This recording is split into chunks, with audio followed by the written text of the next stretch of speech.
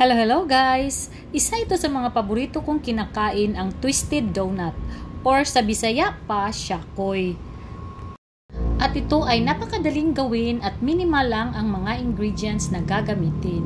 So sa bowl, maglagay tayo ng 1 cup na all-purpose flour, 1 tablespoon na sugar, 1 teaspoon instant dry yeast at konting asin.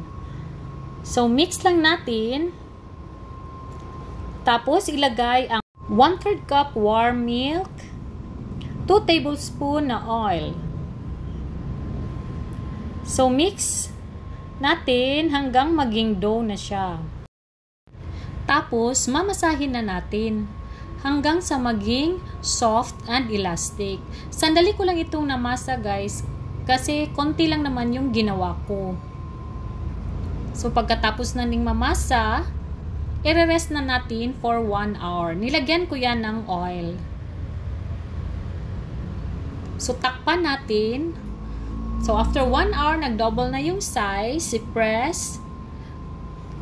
Tapos, hahatiin na natin sa 8 piraso.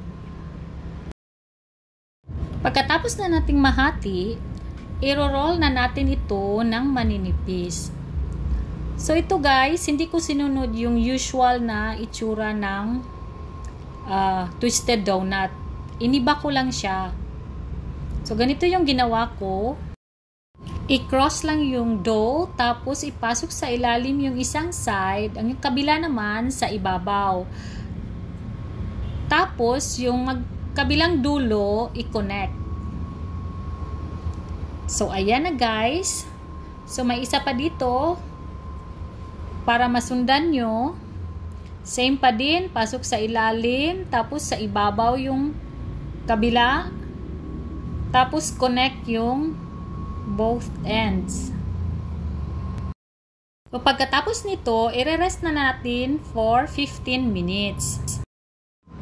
After 15 minutes, ito na siya guys, ipa-fry na natin to.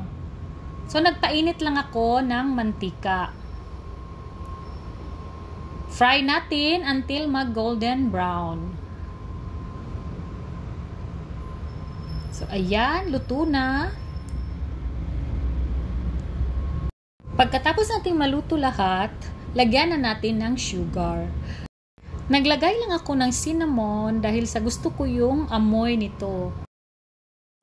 I-roll na natin sa sugar ang mga donuts natin. So, ayan na. Tapos na. Ang ganda nila, diba guys? Kung ganito yung paggagawa ng ating twisted donuts. So, that's it. Bye! Sana nagustuhan nyo.